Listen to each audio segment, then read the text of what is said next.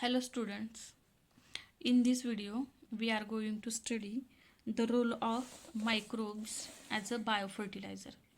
मागील व्हिडिओमध्ये आपण काही बायोफर्टिलायझर्स पाहिलेले आहेत.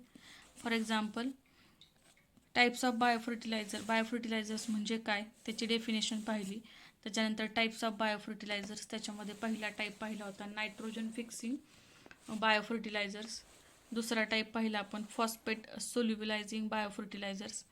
later on compost making biofertilizers and fourth one cyanobacteria as a biofertilizer. हे आपण मागील व्हिडिओमध्ये पाहिलेलं आहे. त्याच्यानंतर आपण पुढचा बायोफर्टिलायझरचा टाईप पाहतोय fungal biofertiliser. What is mean by fungal biofertiliser? Fungal म्हणजे फंगस, बुरशी आपण म्हणतो. त्याचा वापर आपण बायोफर्टिलायझर किंवा जैविक खत म्हणून कसा करू शकतो ते पाहणार आहे आपण. तर इथं शब्द एक दिला आहे, mycorrhiza is the fungus.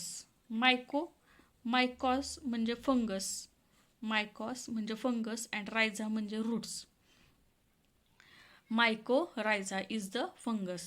It forms symbiotic association with underground parts like rhizome and roots of higher plants occurring in thick humid forest. म्हणजे काय सांगितले पाहिजे, हे जे काही फंगस आहेत ते कुणाबरोबर राहतात तर underground parts like rhizome and roots of higher plants. म्हणजे जे काही रूट्स आहेत प्लांटचे, जे काही रूट्स आहेत किंवा रायझोम्स आहेत त्यांच्याबरोबर हे फंगस राहतात. हे दोघं राहतात ना एकमेकाबरोबर. मागाशी मी म्हणजे मागील व्हिडिओमध्ये आपण पाहिलं होतं, जर दोन ऑर्गॅनिझम एक साथ राहत असतील आणि एकमेकाला सारखा फायदा होत असेल तर त्याला काय म्हणतो आपण, सिम्बायोटिक असोसिएशन. म्हणजे तोटा वगैरे दोघांना काय होत नाही, दोघांना फायदाच होतो एकमेकापासून. मग इथं दोघं कोण आहेत, एक तर फंगस आणि दुसरं कोण आहे तर roots of higher plants. They lives with each other and benefit equally to each other. अशा पद्धतीला काय म्हणायचं, symbiotic association in thick humid forest. म्हणजे ते आपल्याला फॉरेस्टमध्ये पाहायला मिळतात. These are the discovered by Frank in 1885. There are two types, that is ectomycorrhizae and endomycorrhizae. म्हणजे फंगल बायोफर्टिलायझरचे दोन प्रकार त्यांनी दिलेले आहेत आपल्याला, एक्टोमायकोरायझी आणि एंडोमायकोरायझी. तर एक्टो म्हणजे काय आउटसाईड. एक्टो म्हणजे आउट, बाहेरच्या बाजूला, आउटसाईड. मायकोरायझी म्हणजे मायकॉस म्हणजे फंगस, रायझा म्हणजे रूट्स. म्हणजे हे फंगस आपल्याला रूट्सच्या बाहेर पाहायला मिळतात किंवा रूट्सवरती पाहायला मिळतात, म्हणून त्याला म्हणायचं एक्टोमायकोरायझी. आलं लक्षात? एक्टो म्हणजे आउटसाईड, मायको म्हणजे फंगस, रायझा म्हणजे प्लांट किंवा रूट्स. म्हणजे हे फंगस रूट्सच्या वरती आपल्याला पाहायला मिळतात. They have well developed mycelium that forms mantle on outside the roots. हे फंगस मायसेलियम तयार करतात, that forms mantle on the outside of the roots. Mantle म्हणजे जाळीसारखं स्ट्रक्चर त्या रूट्सवरती तयार करतात हे फंगस. मायसेलियम म्हणजे body of the fungus. This increases the absorptive surface area of roots and accelerate the uptake of water and nutrients, that is nitrogen, phosphorus, calcium and potassium. जर आपल्याला जर diagram पाहायची म्हटली तर हे जुन्या पुस्तकात, जुन्या सिलेबसमध्ये दिलेलं आहे पहा. आता हे पहा, एक्टोमायकोरायझी आहे, हे रूट्स आहे, हायर प्लांटचं रूट आहे, आणि हे जे दिसते जाळीसारखं आपल्याला तर ते काय आहे, फंगल मॅन्टल आहे. म्हणजे हे फंगस काय करतात, त्या रूटवरती अगदी जाळीसारखं स्ट्रक्चर तयार करतात, जेणेकरून काय होतं, या रूटचा सरफेस एरिया काय होतो, वाढतो. सरफेस एरिया वाढल्यामुळं हे रूट्स काय करतात, जास्त प्रमाणामधून सॉईलमध्ये जे काही न्यूट्रिएंट्स आहेत ते जास्त प्रमाणामध्ये ॲब्सॉर्ब करू शकतात. कारण रूटची रुंदी वाढली ना, त्याच्यामुळं काय होतं, सरफेस एरिया वाढल्यामुळे हे रूट्स काय करतात, अन्न जास्त प्रमाणामध्ये शोषून घेतात. हे मॅन्टल लाईक स्ट्रक्चर लक्षात आलं, एक्टोमायकोरायझी. Surface area of roots and accelerate the uptake of water and nutrients. Due to this plant vigor, growth and yield increases. त्याच्यामुळे काय होतं, अर्थातच प्लांट जोमाने वाढतात, त्याचबरोबर त्यांचं उत्पादन पण वाढतं. Some hyphae of mycorrhizal fungus penetrate into the roots and forms the hydric net in the intercellular space of root cortex. काही फंगस याच्यातले काय करतात, रूट्समध्ये पेनिट्रेट पण करतात, म्हणजे रूट्समध्ये एंट्री करतात आणि त्याच्यापासून एक इंटरसेल्युलर हॅट्रिक नेट म्हणजे जाळीसारखं स्ट्रक्चर तयार करतात. तर एक्टोमायकोरायझा लक्षात आलं. त्याच्यानंतर एंडोमायकोरायझी. एंडो म्हणजे काय, इनसाइड. एंडो म्हणजे इनसाइड, मायको म्हणजे फंगस, रायझा म्हणजे काय, रूट्स. म्हणजेच हे फंगस आपल्याला रूट्समध्ये आत गेलेले दिसतात, म्हणून त्याला म्हणायचं एंडोमायकोरायझा. काय दिले पहा, they grow in between and within cortical cells of roots. Fungal hyphae penetrate the cell and forms finely branched arbuscles intracellularly and forms vesicles mostly in intercellular spaces of cortical cells. आता काय दिले पहा इथं, एंडोमायकोरायझा. एंडोमायकोरायझा म्हणजे काय, एंडोचा अर्थ मी तुम्हाला सांगितला. एंडो म्हणजे काय, आत, इनसाइड. रायझा, मायको म्हणजे काय, फंगस. रायझा म्हणजे काय, रूट्स. आता हे जी डायग्रॅम दिलेली आहे ती कशाची आहे पहा, एंडोमायकोरायझाची आहे. हे काय दिलेलं आहे, हे रूटचा सेक्शन घेतलेला आहे, हा रूटचा आडवा छेद घेतलेला आहे. हे काय आहेत, हे गोल गोल काय दिसत, तर हे सेल्स आहेत रूटचे. हे काय आहेत, सेल्स ऑफ रूट. आणि हे निळं जे दाखवलेलं आहे ते काय आहे, तर हायपी दाखवले पहा, हायपी ऑफ व्हॅम. व्हॅमचा अर्थ आपण बघणार आहे. तर हायपी ऑफ फंगस म्हणजे बुरशी. फंगस म्हणजे काय, बुरशी.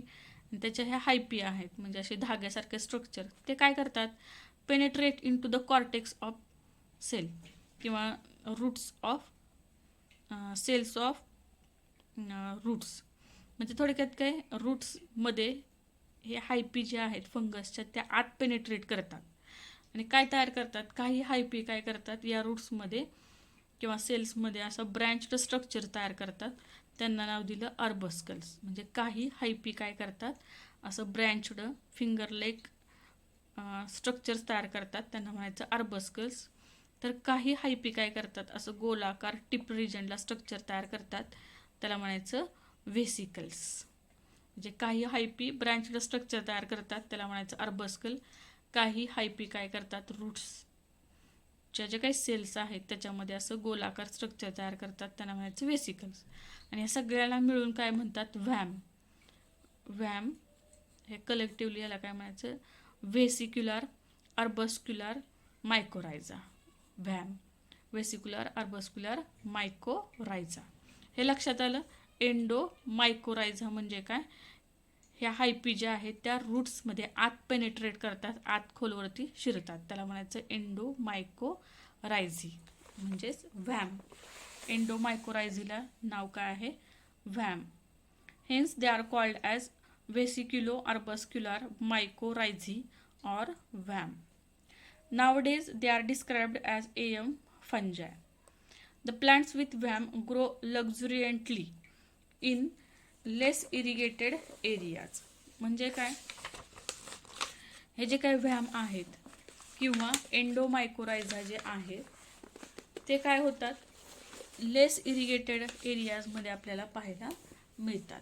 लेस इरिगेटेड एरिया म्हणजे काय, जिथं पाण्याची कमतरता आहे अशा ठिकाणी जर आपण हे व्हॅमचा वापर बायोफर्टिलायझर म्हणून केला तर काय होतं, the association of VAM with crop plants helps in conversion of less productive field into the more productive field.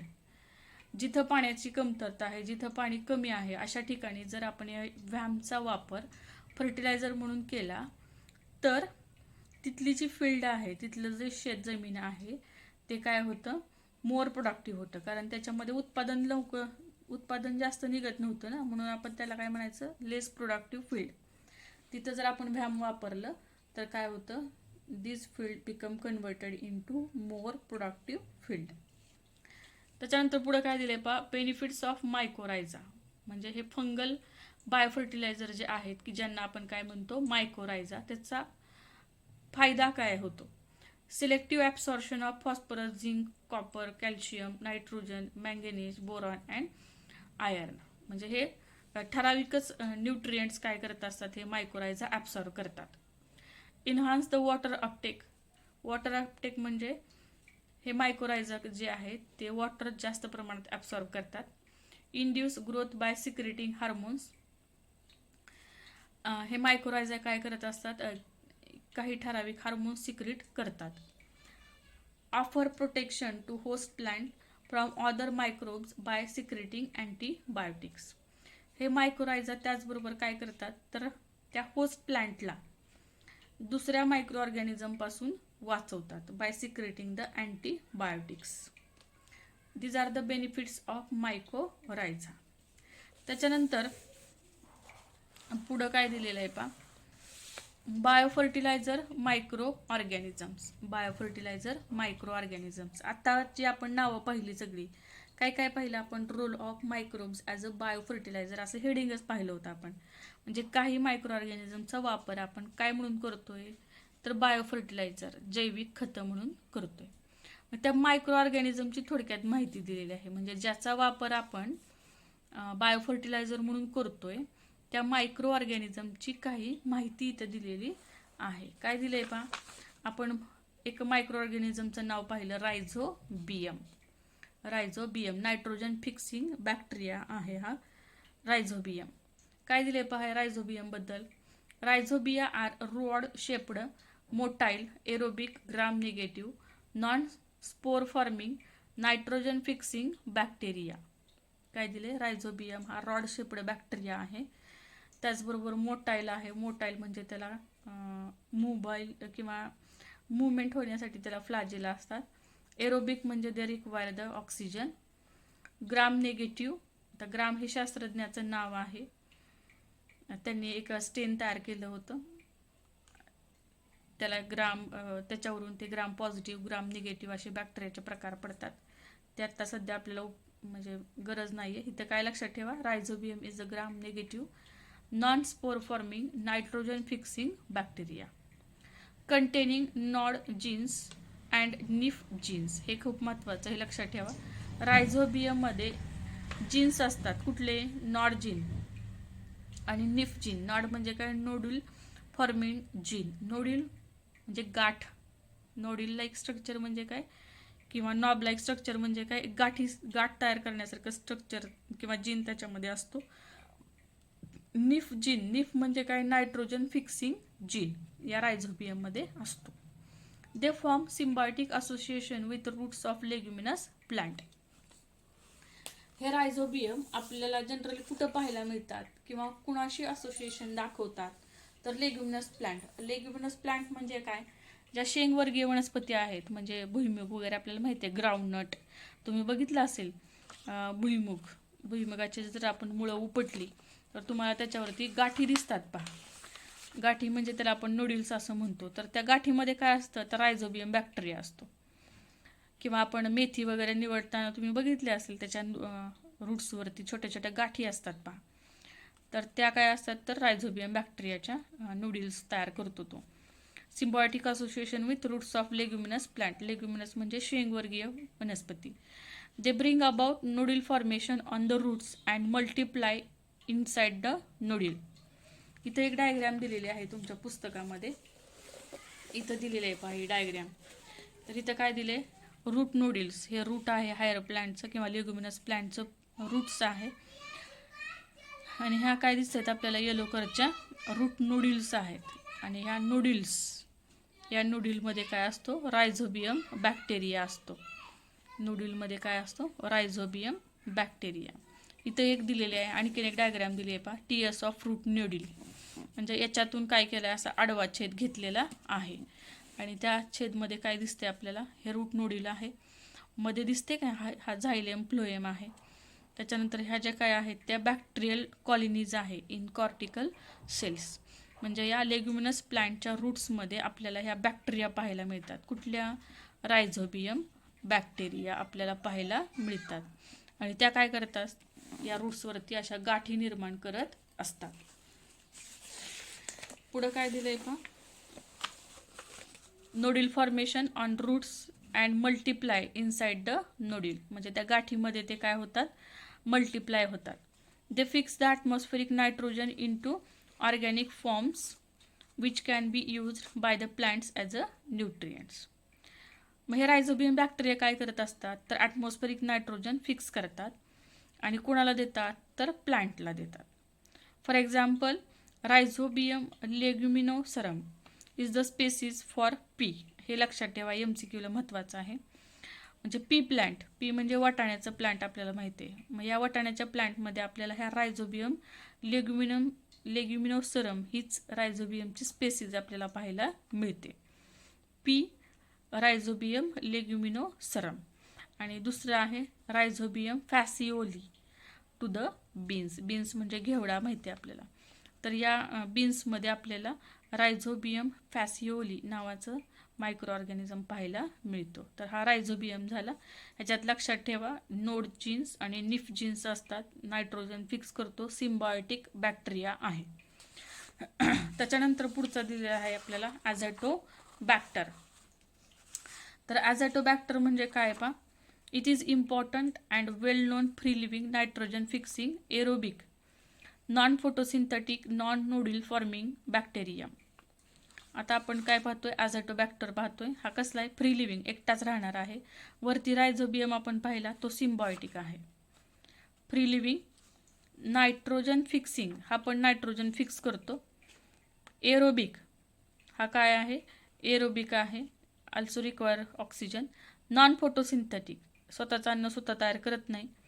Non nodule forming, nodule म्हणजे गाठी तयार करत नाही तो बॅक्टेरियम.